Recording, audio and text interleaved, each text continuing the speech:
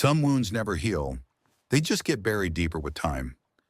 Eleanor Wright's cabin sat at 7,200 feet, tucked into a fold of granite and pine, where the Montana wilderness pressed close enough to feel like an embrace. She'd built most of it herself over 3 summers in her late 20s, back when her hands were smoother and her back didn't protest every morning. Now at 58, the cabin felt less like an accomplishment and more like a sanctuary, the only place the Sullivans couldn't take from her. The morning the lawyer called, she was splitting wood. The maul came down in a clean arc, and the round of pine separated with a satisfying crack. She stacked the pieces on the growing pile beside the shed, wiping sweat from her forehead despite the cool October air. The garden beds were mulched for winter. The root cellar was stocked with enough preserves, dried beans, and salted venison to last until spring. Her water tank was full from the September rains, and the solar panel she'd installed 5 years ago kept her batteries charged through the shortening days. It wasn't much, but it was hers. That was the point. 10-year-old Noah emerged from the cabin, his dark hair uncombed, Ranger, their German shepherd, trotting faithfully beside him. "Mom, we're almost out of oatmeal," he said, his breath visible in the morning chill. Eleanor nodded, making mental calculations. Another trip down to Emory would be necessary soon, 15 miles of winding mountain road in her aging Ford pickup. Another $50 they couldn't afford to spend, but Noah needed to eat. "We'll make do," she said, offering him a smile that didn't quite reach her eyes. The phone, an old flip model she kept charged for emergencies, sat on the kitchen windowsill where she'd left it 3 weeks ago.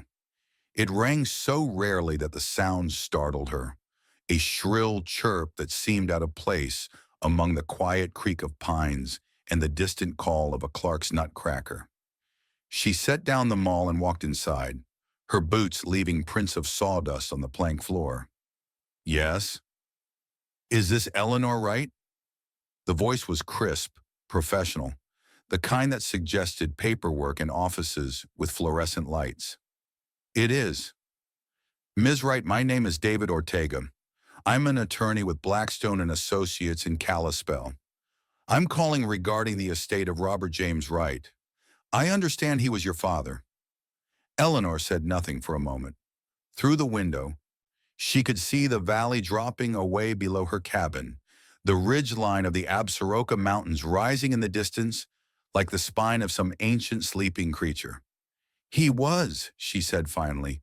"I'm very sorry for your loss. Mr. Wright passed away 2 weeks ago at the VA hospital in Missoula. We've been trying to reach you." She felt nothing. No grief, no shock, not even the faint echo of old anger. Her father had been a ghost long before he died. She'd last seen him when she was 26, at her mother's funeral. He'd stood on the opposite side of the grave, silent and stiff in his dress uniform. When the service ended, he'd walked away without a word. She hadn't tried to stop him. "I see," Eleanor said. "Was there something you needed from me?" "Actually, yes. Your father left a will. You're named as the primary beneficiary. There are some assets that require your attention." Eleanor almost laughed. Assets? Her father had lived in a cramped apartment in Missoula, worked as a part-time security guard after retiring from the military, and drove a truck that was older than most college students. What assets could he possibly have? What kind of assets? Property primarily, an island actually. It's located on Prospect Lake, about 40 miles northwest of Whitefish. Approximately 8 acres with a structure on it, a lodge of some kind. The property's been in your father's name since 1974. According to the terms of the will, it's yours now, but there's a stipulation. You need to visit the property within 30 days of his death or it reverts to the state. Eleanor sat down at the kitchen table, her legs suddenly unsteady. An island? Her father had owned an island for 50 years and she'd never known. "Miss Wright, are you still there?" "I'm here. I can send you the paperwork along with directions to the property. There's a key and some additional documents your father left in a safe deposit box. If you're willing to come to Kalispell, I can give them to you in person." She looked around her cabin, the wood stove, the hand-stitched quilts, the shelves lined with jars of tomatoes and pickles. She hadn't left this mountain in 3 years. The last time had been for supplies, a quick trip down to Emory where she'd bought flour, salt, and batteries. She'd felt suffocated the entire time, as though the low elevation and the presence of other people were pressing against her chest. But an island, a place her father had hidden from her. Noah appeared in the doorway, his eyes wide. He'd been listening. "We have an island, Mom," he whispered, wonder in his voice. Eleanor covered the phone. "We don't know what we have yet, honey." But Noah's face had already lit up with a hope she hadn't seen since that rainy night 2 years ago, when the sheriff had escorted them from their home. Margaret Sullivan watching from the porch with cold satisfaction as Noah clutched his backpack of hastily gathered belongings. The memory stung fresh in her mind. "I'll come," she told the lawyer. "Before we continue, tell us where you're tuning in from. And if this story touches you, especially if you've ever faced injustice from family, make sure you're subscribed." The drive to Kalispell took most of the day. Eleanor hadn't realized how much she'd forgotten about the world beyond her mountain. The traffic, even light as it was on the rural highways, felt aggressive and fast. The sound of engines and flash of headlights made her grip the steering wheel of her old Ford pickup tighter than necessary. Noah sat beside her, his face pressed to the window, drinking in the world beyond their isolated cabin. Ranger lay across the back seat, his attention divided between watching Noah and scanning the passing landscape. "Tell me about Grandpa," Noah said suddenly. Eleanor glanced at him. "There's not much to tell. He wasn't around much. But he left us an island. That's pretty cool." Eleanor felt a familiar knot in her stomach. Noah had never met either of his grandfathers. Michael's father had died before he was born, and Robert Wright might as well have been dead for all he'd been present in Eleanor's life. "People aren't always what they seem, Noah." "Like the Sullivans?" he asked, his voice small. Eleanor's hands tightened on the wheel. "Yes, like the Sullivans." The memory surfaced unbidden. Michael Sullivan, her husband of 12 years, killed instantly when his car hydroplaned on a rain-slicked highway. The grief, still raw. The funeral, solemn and crowded with Sullivan relatives she barely knew. Then the reading of the will, or rather, the lack of one. Michael's mother, Margaret, producing documents Eleanor had never seen, signatures she didn't recognize. The Sullivan family attorney explaining patiently that all of Michael's assets, the house they'd shared, his life insurance, even his personal belongings, were entailed to the Sullivan family trust. "I'm sorry, Mrs. Wright," the attorney had said, not looking sorry at all. "But your husband's wishes were quite clear." Except they hadn't been Michael's wishes. Eleanor knew that. Michael had talked about changing his will, about leaving the Sullivan family business.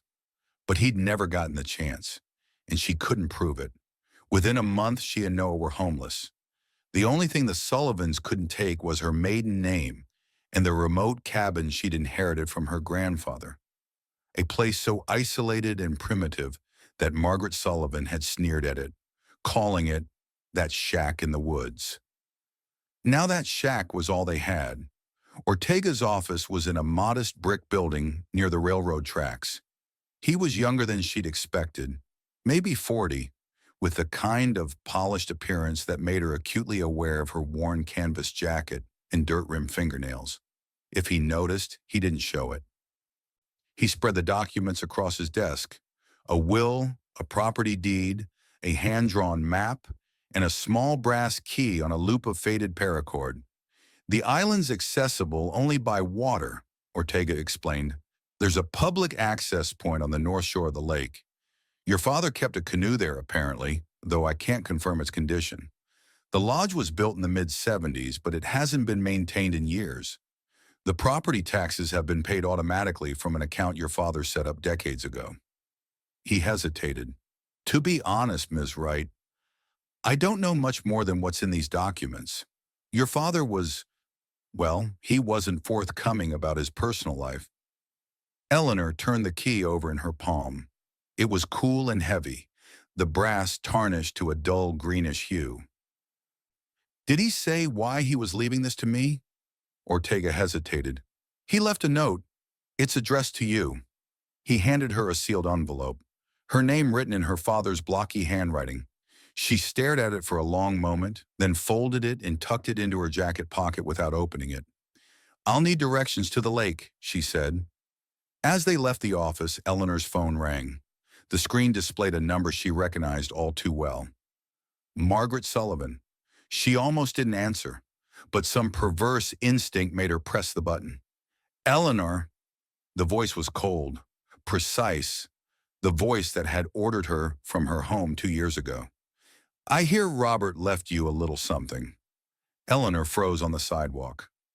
Noah looked up at her, sensing her tension. How did you know that? She asked. Margaret's laugh was brittle. This is a small community, dear. News travels, especially about unusual properties. What do you want, Margaret? I want you to know that I'm aware of your father's island, and I know what happened there. The secret he kept all those years. Eleanor's heart pounded. What are you talking about? Oh, he never told you? How perfect. Margaret's voice dripped with satisfaction. Listen carefully, Eleanor. If you try to claim that island, I will make sure everyone knows the truth about Robert Wright and what he did. It won't just be your reputation that suffers. Noah will have to live with it too. Eleanor's fingers tightened on the phone. Is that a threat? Consider it a friendly warning. I took everything else from you, didn't I? Don't think this will be any different. The line went dead. Eleanor stood motionless on the sidewalk, the phone still pressed to her ear. Mom? Noah tugged at her sleeve. Who was that? She looked down at her son, Michael's eyes staring back at her, from a face that grew more like his father's every day. No one important, she lied. Just someone who thinks they can scare us. Noah's expression hardened with a determination no 10-year-old should have to muster. We're not scared, right, Mom? Eleanor ruffled his hair, her decision made. Right. Now let's go find our island. They drove northwest as the afternoon light began to slant through the pines. The road wound through national forest land, past trails Eleanor had hiked as a teenager, back when her mother was still alive and summers meant camping trips and the smell of wood smoke. Her father had been there too in those memories, but always at the edges, silent, watchful, present, but never quite engaged. Her mother had been the one who taught her to build a fire, to identify animal tracks, to move quietly through the woods. Her mother had been warm and patient, quick to laugh and slow to anger. Eleanor had inherited her mother's hands, long-fingered and strong, and her mother's love of solitude. But where her mother had been content, Eleanor carried a restlessness she'd never been able to name. When her mother died, a sudden aneurysm at 49, Eleanor's world had collapsed. She'd been 26, angry at everything and everyone, and her father had responded with the only thing he seemed capable of: silence. He'd gone to work, come home, and sat in his chair with the television on, saying nothing. She'd screamed at him once, demanding to know why he couldn't talk to her, why he couldn't cry or rage or do anything but sit there like a stone. He looked at her with those pale gray eyes and said, "Some things you just carry." She left that night and never went back. The lake appeared through the trees like a shard of fallen sky, vast and cold and impossibly blue. Eleanor parked at the access point, a gravel lot with a weathered boat ramp and a single picnic table, and stepped out into the wind. The air smelled of water and pine resin. In the distance, she could see the island, a dark hump of forested land rising from the center of the lake. An old man sat on the tailgate of a pickup truck near the ramp, whittling a piece of cedar. He looked up as they approached, his face deeply lined and browned from the sun. "You Eleanor?" he asked. She stopped. "I am. Thought so. Ortega called, said you might be coming. Name's Thomas. I keep an eye on things around here." He nodded toward the lake. "Your father and I had an understanding. I made sure nobody messed with his canoe or tried to get onto his island. In return, he let me fish his side of the lake." "Did you know him well?" Noah asked, stepping forward, Ranger at his heel. Thomas shrugged. "Well enough. He was a private man, but decent. Came out here more in the early days, less so toward the end. Last time I saw him was maybe 5, 6 years ago." He set down his whittling and looked at Eleanor directly. "He loved that island, maybe too much. People don't hide in a place like that unless they're running from something or protecting it." Eleanor felt a chill that had nothing to do with the wind. "Where's the canoe?" she asked. Thomas pointed toward a thicket of willow and alder at the water's edge. "Down there. I checked it last week. It'll hold." She found the canoe half hidden under a tangle of branches, its hull streaked with moss and bird droppings. But when she dragged it into the light, she saw that it was solid, hand-carved from a single cedar log, the wood still sound beneath the weathering. On the bow, barely visible under the grime, were 2 initials carved into the wood, Etrambu, Robert Wright. Her father's hands had shaped this. He'd paddled this water, crossed to that island, lived some part of his life she'd never known. She loaded her pack into the canoe, a sleeping bag, a tarp, enough food for a few days, and helped Noah settle in the middle. Ranger jumped in, balancing the craft with instinctual precision, and Eleanor pushed off from shore. The paddle felt awkward at first, her rhythm clumsy, but muscle memory returned. She'd learned to paddle as a child, on different lakes in a different life. The water was glass smooth and bitterly cold. She could see down into it, 15 or 20 feet to the pale stones of the lake bed and the dark shapes of submerged logs. The only sounds were the dip of her paddle and the cry of an osprey circling overhead. It took her 30 minutes to reach the island. As she drew closer, the details resolved. The shore was rocky and steep, the trees pressing close to the water's edge. There was a small dock listing badly to one side, its planks gray and splintered. But above the dock, carved into a piece of driftwood mounted on a post, was a name that made Eleanor's breath catch. Sophia's Cabin. "Who's Sophia?" Noah asked, his voice echoing across the water. Eleanor had no answer. A trail led up from the shore, overgrown but still visible, marked by the occasional cairn of stacked stones. They followed it through the trees, lodgepole pine, Douglas fir, and the occasional aspen turning gold in the autumn light. The silence was profound, broken only by the rustle of wind and the distant lap of water against stone. Then she saw it. The lodge was larger than she'd expected, 2 stories with a steep pitched roof and a wide covered porch. It had been built from logs, the kind of solid, rough-hewn construction that belonged to an earlier era. But time and weather had done their work. The roof sagged in places. The porch railing was missing entire sections, and the windows were either broken or filmed with decades of grime. She climbed the porch steps slowly, the boards creaking under her weight. The brass key fit the lock, but the door was swollen in its frame. She had to put her shoulder into it before it gave way with a groan. The smell hit her first, dust and decay, animal droppings, and the faint mineral scent of standing water. The main room was large, dominated by a stone fireplace that rose to the ceiling. There was an old couch, its fabric rotted through, and a table with 2 chairs, one toppled onto its side. Dead leaves had blown in through the broken windows, piling in the corners. But above the fireplace, something caught her eye. a row of frames still hanging on the wall. She crossed the room and wiped the dust from the glass. Photographs. Her father, young and lean in his army uniform, smiling at the camera.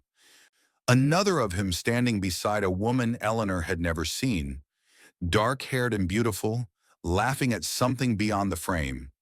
A third photo showed the same woman holding a small child, maybe 3 or 4 years old, bundled in a winter coat. Eleanor stared at them, her breath shallow. Not her mother, not her.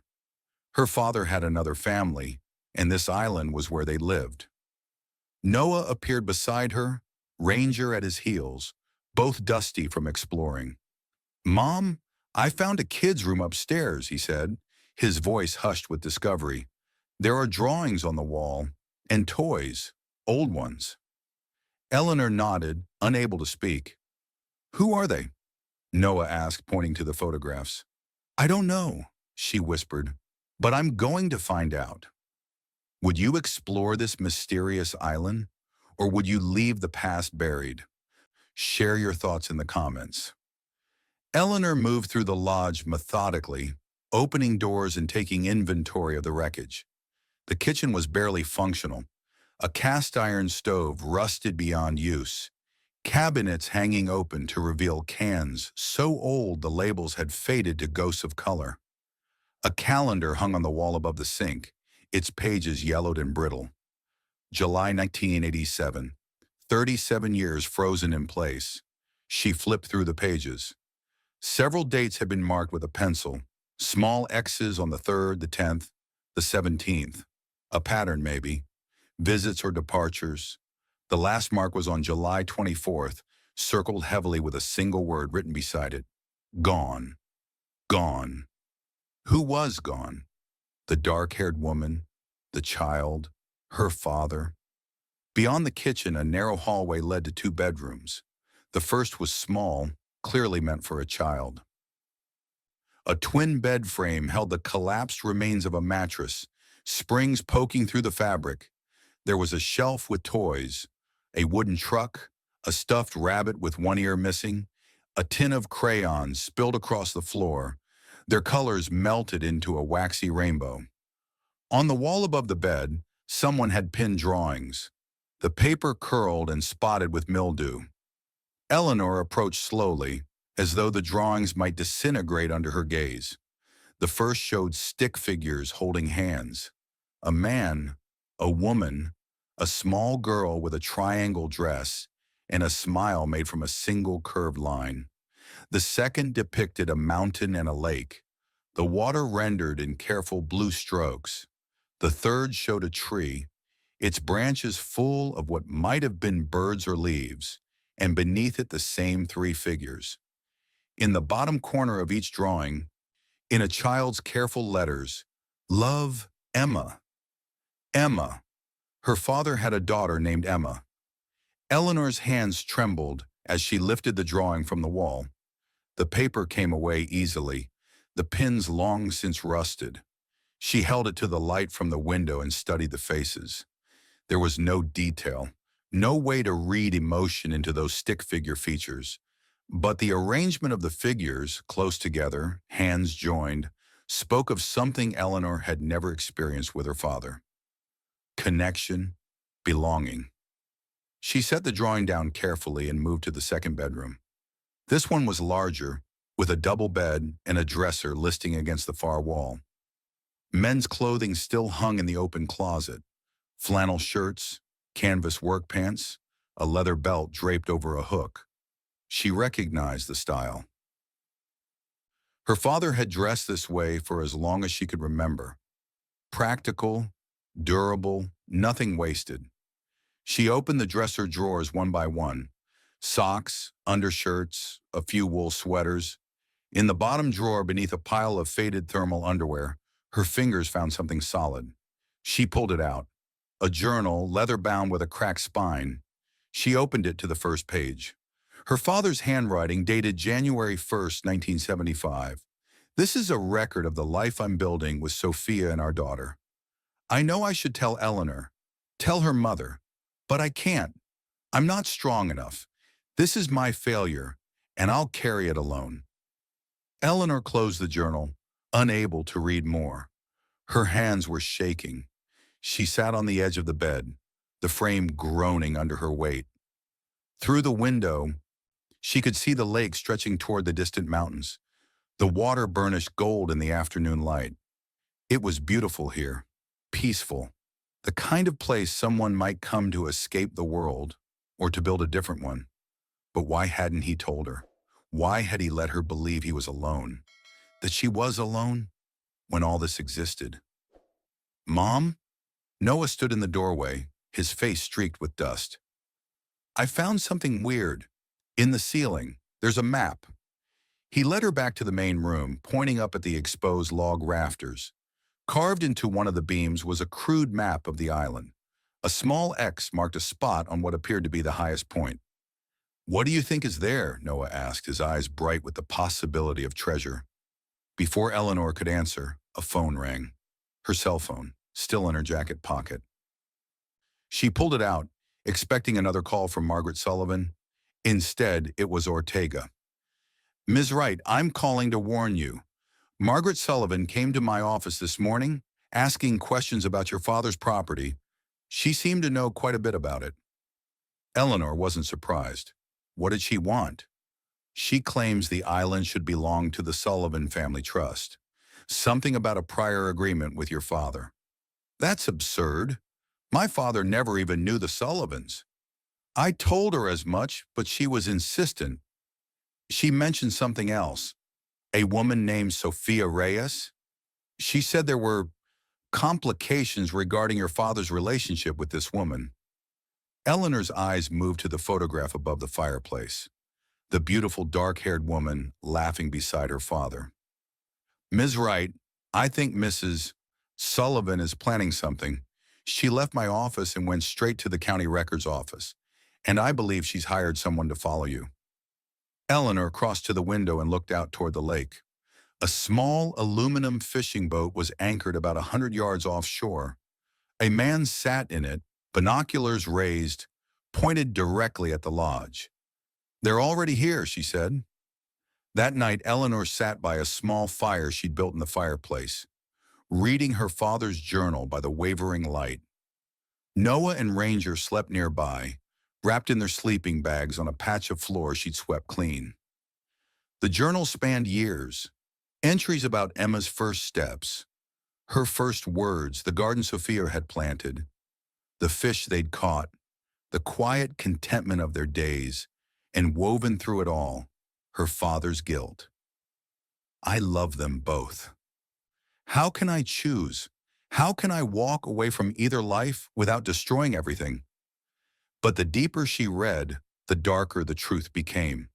Her father had met Sophia Reyes in 1972 during his second deployment. She was working as a translator on base, and they'd fallen in love. They'd married in a small ceremony, just the two of them and a chaplain. When he returned to the States in 1973, Sophia was pregnant with Emma. But Robert Wright was being considered for a promotion, one that would change everything. Better pay, better assignments, a clear path to higher rank. The only problem was that the promotion required a clean record, no complications. And a wife he'd married overseas without proper clearances, that was a complication. The officer in charge of his promotion was Colonel James Sullivan, Margaret's father. "Sullivan made it clear," Robert had written, "if I want the promotion, I need to resolve my situation with Sophia. He's arranged for me to meet his friend's daughter, a proper American girl from a military family, the kind that looks good in my service record." Eleanor felt sick. The proper American girl had been her mother. Her entire childhood, her very existence, had been built on a lie, a calculated career move orchestrated by the Sullivan family. Her father had filed for an annulment of his marriage to Sophia without her full understanding. He'd told her it was a formality, something the military required, and that they'd remarry stateside. But he never did. Instead, he'd married Eleanor's mother in 1974, a proper American wedding, witnessed and documented, the kind that looked good on his service record. Robert had bought the island as a place for Sophia and Emma, a sanctuary where he could pretend he wasn't a coward. He'd told Sophia they'd figure it out eventually, that he'd find a way to make it right. But he never did. The journal ended in 1980, 5 years before Sophia's death. Whatever happened after that, her father hadn't written it down, or he'd written it somewhere else. Eleanor closed the journal, her mind reeling. The Sullivans had been controlling her family for 3 generations. They'd forced her father to abandon Sophia and Emma. They'd kept Michael trapped in a family business he hated. And now Margaret was coming for the island, the one place where her father had found some measure of happiness. Her phone rang again. She answered without checking the screen. "I saw your little visitor," she said, assuming it was Ortega. "So observant." Margaret's voice was cold. "Did you enjoy your treasure hunt today, Eleanor? Find anything illuminating about your sainted father?" Eleanor said nothing. "I have a proposition for you," Margaret continued. "Sign the island over to the Sullivan Family Trust, and I'll keep Robert's dirty little secret. No one needs to know he abandoned a wife and child for his career. No one needs to know your mother was his second choice." "Why do you care about this island?" Eleanor asked. "You have everything else." Margaret laughed. "It's not about the island, dear. It's about making sure you have nothing. Just like I made sure Sophia Reyes had nothing. Just like I made sure Emma had nothing." The revelation hit Eleanor like a physical blow. "You knew, all along." "Of course I knew. The Sullivans always know. My father made Robert's career, and I made sure he never forgot the price. Just like I made sure Michael never forgot who really owned him." "Michael was planning to leave you," Eleanor said, the words escaping before she could stop them. "He was going to quit the family business, write his own will. And then he had that tragic accident," Margaret interrupted, her voice silky. "Life is so uncertain, isn't it?" The implication hung in the air, unspoken but clear. "You have 24 hours to decide, Eleanor. Sign over the island, or I reveal everything. To the press, to your friends, to Noah's school. Imagine what the children will say to him when they learn his grandfather abandoned his first family. How does bastard sound for a playground taunt?" The line went dead. Eleanor sat motionless, the phone still in her hand. The fire had burned low, casting long shadows across the room. Outside, the wind picked up, rattling the broken windows. She looked at Noah, sleeping peacefully, Ranger curled protectively around him. She thought of her father trying to navigate an impossible situation of his own making. She thought of Sophia and Emma, hidden away on this island, loving a man who could never fully commit to them. And she thought of Michael, trapped in the Sullivan family's web, just like her father had been. She'd been running from her past for so long, running from the silence, from the hurt, from the feeling that she was never quite enough. But there was no more running, not from this. In the morning, she'd find Emma, and together they would face the Sullivans. The address on the most recent envelope led Eleanor to Tacoma, Washington, a city she'd never visited, sprawling along the shores of Puget Sound. She'd driven straight through, stopping only for gas and coffee. Noah and Ranger sleeping in the back seat for most of the journey. The house that matched the address was a small craftsman bungalow, painted pale yellow with a porch swing and flower boxes beneath the windows. It looked settled, cared for, nothing like the decaying lodge on the island. Eleanor sat in her truck for 20 minutes, working up the courage to knock. What would she say? How did you introduce yourself to a sister you'd never known existed? Every opening line she imagined sounded inadequate, presumptuous, or cruel. "You don't have to come with me," she told Noah, who was wide awake now, watching the house. He looked at her with Michael's eyes. "Yes, I do. We're family, right? All of us." Family. The word had been hollowed out for Eleanor, first by her father's silence, then by the Sullivans' cruelty. But in Noah's mouth, it sounded like something worth fighting for. She forced herself out of the truck and walked to the front door, Noah and Ranger close behind. She knocked before she could change her mind. Footsteps inside, then the door opened.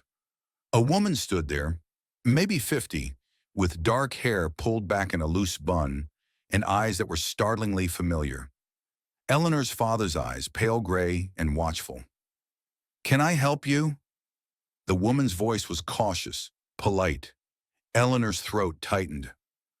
Are you Emma?" The woman's expression shifted, something hardening behind her eyes. "I go by Emma Reyes now. Have for a long time." She studied Eleanor closely. "Who are you?" "My name is Eleanor Wright. Robert Wright was my father." Emma's face went still. For a moment she said nothing, just stood there staring.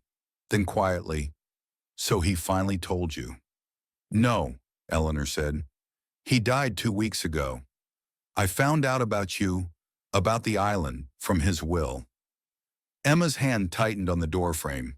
She looked past Eleanor to the truck, then back to her face, as though trying to decide whether to believe her.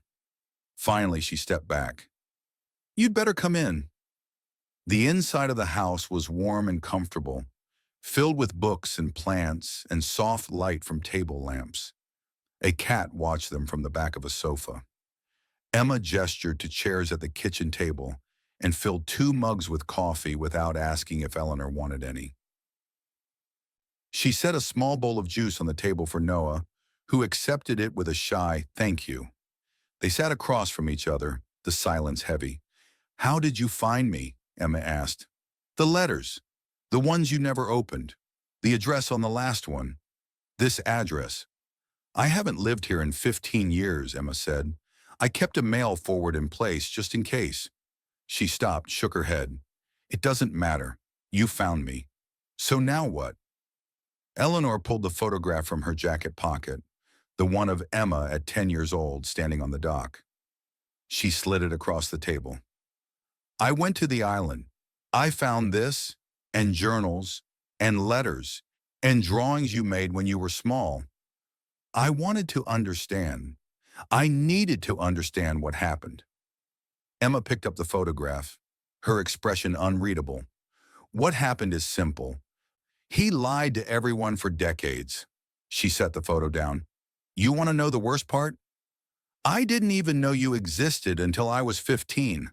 I thought I was his only daughter. I thought we were a family, just hidden." She looked up, her eyes hard. "Then my mother got sick, and he couldn't keep the lies straight anymore. One day he let it slip. He had another family, a wife, another daughter, a whole life that was real while we were the secret." Eleanor felt the words like a punch. "I didn't know about you either. Not until last week." "At least you got to be legitimate," Emma said, her voice bitter. "You got to exist in the world. I was a ghost. I couldn't go to school, couldn't have friends, couldn't tell anyone my father's name. And after my mother died, it got worse. He tried.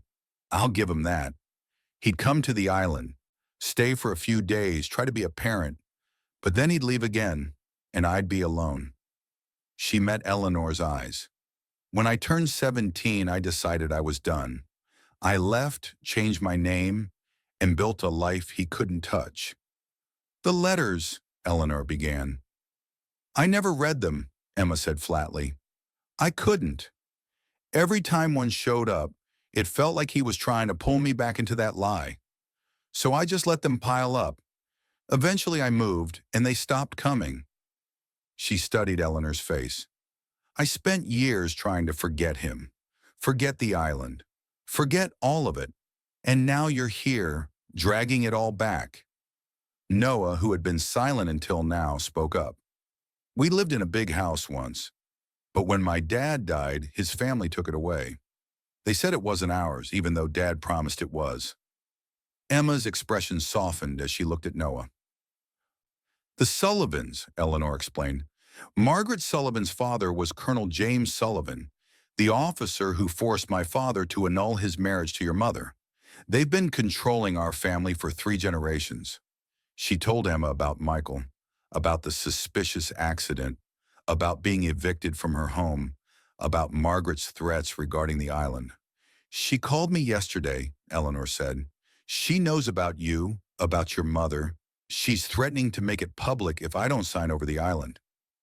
Emma's laugh was bitter. Let her. I don't care anymore. I've built my own life. I'm a high school English teacher. I was married briefly. It didn't work out. No children. I own this house. I have friends, colleagues. Let Margaret Sullivan do her worst. It's not that simple, Eleanor said.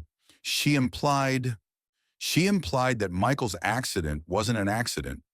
Emma's eyebrows rose. You think she had your husband killed over a family business? I think the Sullivans will do anything to maintain control. My father's career, Michael's life, now this island. Emma was quiet for a long moment, then said, There's something else on the island. Something he showed me once, when I was about 12. A place where he kept what he called insurance. He said if anything ever happened to him, I should look there. A map, Noah spoke up. I found a map carved in the ceiling. Emma nodded slowly. That's it. At the highest point on the island, there's a cairn, a stack of stones. Beneath it, he buried a box. He said it contained the truth. The drive back to Montana was tense. Eleanor and Emma largely silent, each lost in their own thoughts. Noah chattered occasionally, asking Emma questions about her life, about the island, about what it was like growing up there. Emma answered patiently, warming to the boy in a way she hadn't to Eleanor. When they reached Prospect Lake, Thomas was waiting, his weathered face creasing with surprise at the sight of Emma. Little Emma Reyes, he said, shaking his head. All grown up. You look just like your mama. Emma's eyes glistened. You remember her? Course I do. She used to bring me fresh bread every time they came out. Said an old bachelor like me needed some home cooking. The paddle across the lake seemed shorter this time. Eleanor and Emma finding a rhythm together that made the canoe glide smoothly through the water. When they reached the island, Emma stood on the dock for a long moment, her eyes closed, breathing in the scent of pine and water. I was 17 the last time I was here, she said. I swore I'd never come back. But as they approached the lodge, they saw something that stopped them in their tracks. A black SUV was parked in the clearing beside the building, its paintwork gleaming in the afternoon light. And on the porch, sitting in one of the broken chairs, was Margaret Sullivan. She stood as they approached, elegant in her cashmere sweater and tailored slacks, looking utterly out of place in the wilderness setting. Eleanor, she said, her voice dripping with false warmth. And this must be Emma. How touching. A family reunion. What are you doing here, Margaret? Eleanor asked. Protecting my interests. She gestured to the lodge. This property should have been part of the Sullivan Trust decades ago. Your father promised it to my father in exchange for certain career considerations? You mean in exchange for forcing him to abandon my mother? Emma said, her voice level. Margaret's smile didn't reach her eyes. Such drama. Your father made a choice, dear. He chose his career over a foreign wife no one would accept. It was the sensible thing to do. How did you find this place? Eleanor asked. I've always known about it. My father made sure of that. It was our insurance that Robert would stay in line. She stepped closer. Now I have the papers right here. All you need to do is sign, and we can all forget this unfortunate business. And if I don't? Margaret's smile disappeared. Then tomorrow morning, every newspaper in Montana will run the story of how decorated veteran Robert Wright abandoned his first wife and child for his career, how he lived a lie for 50 years, how his legitimate daughter, she nodded at Eleanor, is now trying to steal the inheritance of his illegitimate daughter. She turned to Emma. How does it feel to know you were the family he hid away, ashamed? Emma didn't flinch. I was never ashamed of who I was, and neither was my mother. Your mother was a complication, Margaret said dismissively. Just like Eleanor's husband became a complication when he started talking about leaving the family business. Eleanor felt a chill. Did you have Michael killed? Margaret laughed. Don't be absurd. The roads were icy. He was driving too fast. Accidents happen. But there was something in her eyes, a cold calculation that made Eleanor certain she was lying. Noah, Eleanor said quietly, take Ranger and go check out that place we talked about, the one on the map. Noah nodded, understanding. He slipped away into the trees, the dog following closely. This island belongs to us now, Eleanor said, moving closer to Emma. To Emma and me. Our father left it to us, and we're not signing it away. Not to you, not to the Sullivan Trust, not to anyone. Margaret's face hardened. You always were stubborn, Eleanor. Just like Michael. It didn't end well for him, did it? Before Eleanor could respond, they heard Noah's shout from the trees. Mom! Emma! I found it! They all turned to see Noah running toward them, something clutched in his hands. A metal box, weathered but intact. Look what was under the rocks, he cried, breathless with excitement. Margaret moved with surprising speed, snatching the box from Noah's hands. Give that back, Eleanor demanded. I don't think so. Margaret examined the box. Let's see what Robert thought was so important, shall we? She pried open the lid. Inside were two sealed envelopes, one addressed to Eleanor, one to Emma, and beneath them, a small leather notebook and a USB drive. Margaret picked up the notebook, flipping through it. Her face went pale. What is it? Eleanor asked. Nothing.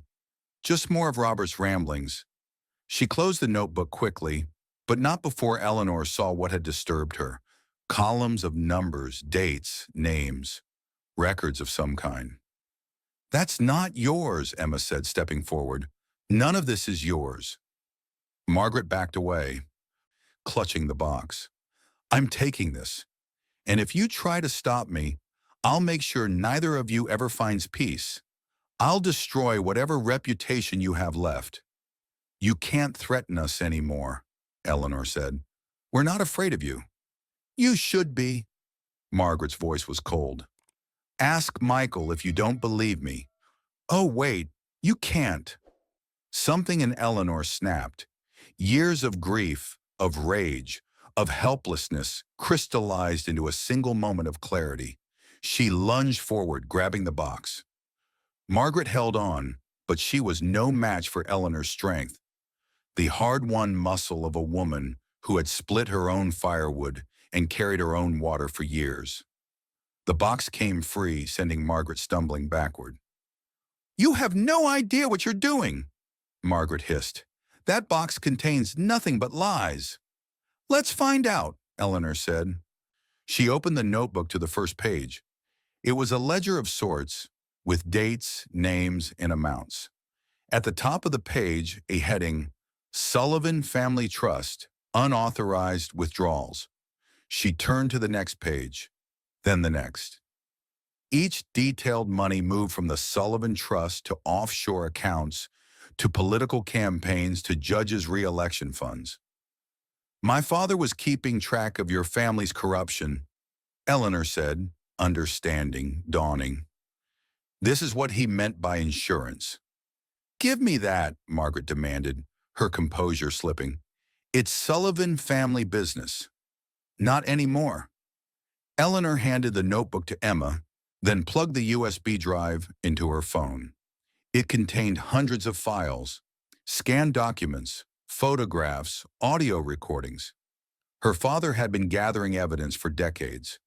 Evidence of tax fraud, of bribery, of judicial interference. You were blackmailing him, Eleanor said. All of you. For years. We were protecting him, Margaret insisted. He would have been ruined without us. You forced him to abandon his wife and child, Emma said, her voice shaking. You destroyed my mother's life. You kept me hidden away like I was something shameful. And you killed my husband when he threatened to expose you, Eleanor added, the truth finally clear. Margaret's face twisted. You can't prove that. I think we can. Eleanor held up her phone, displaying a sound file dated 2 weeks before Michael's death. She pressed play. Michael's voice filled the air. Colonel, I'm done. I'm leaving the business. I'm changing my will.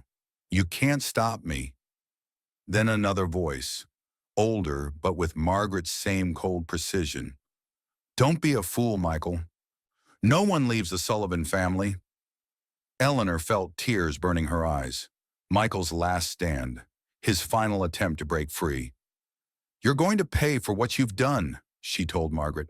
All of you. Margaret's face was a mask of hatred. You think you can take on the Sullivan family? We own half the judges in the state. We have friends in politics and business. You're nothing. But we have this. Eleanor held up the USB drive. And I'm betting there are copies. My father wouldn't have left this as his only insurance. Emma stepped forward, her face resolute. He sent me a letter every year for 15 years. I never opened them. But now I'm thinking maybe those weren't just apologies. Maybe they were pieces of a puzzle. Margaret's confidence wavered. You're bluffing. Let's find out. Eleanor opened one of the envelopes from the box, the one addressed to her. Dear Eleanor, she read aloud, if you're reading this, it means I'm gone, and you found the island, found Emma, and found the truth. I've spent decades gathering evidence against the Sullivans. Each year I sent Emma a piece of it, hidden in the letter she never read. Together they form a complete record of the Sullivan family's crimes, including their role in Michael's death. She looked up at Margaret, whose face had gone ashen. It wasn't an accident, Eleanor, she continued reading. They cut his brake lines. The Highway Patrol report is on the USB drive, along with the forensic evidence that was buried by the Sullivan-appointed county coroner. Eleanor's hands trembled, but she kept reading. I couldn't save your husband, and for that, I'll never forgive myself. I couldn't save Sophia, couldn't be the father Emma deserved, couldn't be the man you needed me to be. But maybe this final act can begin to make amends. The Sullivans have destroyed too many lives. It's time someone stood up to them. She folded the letter and looked at Margaret. Get off our island, she said quietly. And if you ever threaten my family again, any part of my family, everything on this drive goes to the FBI, the IRS, and every newspaper in the country. Margaret's eyes darted from Eleanor to Emma to the USB drive, calculating her options. Finally, her shoulders slumped in defeat. This isn't over, she said, but the threat sounded hollow. They watched as she walked back to her SUV and drove away, the sound of the engine fading into the distance. In the silence that followed, Eleanor turned to Emma. I'm sorry, she said, for what they did to your mother, to you. Emma's eyes glistened. And I'm sorry about Michael, about what they took from you.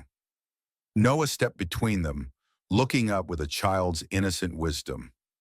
We're family now, right? All of us. Eleanor looked at Emma, at this sister she'd never known, this woman who had suffered a different version of the same wounds. Yes, she said softly, we're family. 6 months later, the island looked different. The lodge had a new roof, cedar shakes that gleamed reddish-brown in the spring sunlight. The porch had been rebuilt, the railing sturdy and level, with a swing wide enough for 3 people. The windows were whole, the glass clean enough to reflect the surrounding pines. Eleanor stood on the dock, watching as Emma and Noah paddled around the shoreline, Ranger sitting regally in the bow of the canoe. The evidence they'd found in Robert Wright's hidden box had led to multiple federal investigations into the Sullivan family's business practices. Margaret was facing charges of tax evasion and obstruction of justice. The case of Michael's death had been reopened, though proving murder after so many years would be difficult. But Eleanor didn't need a court to confirm what she already knew in her heart. What mattered now was the future. She and Noah had moved back into their house, the one the Sullivans had taken, after the courts froze the family's assets. Emma had taken a teaching position at the high school in Whitefish, close enough to visit the island regularly. The island had become their sanctuary, not a place of hiding, but a place of healing.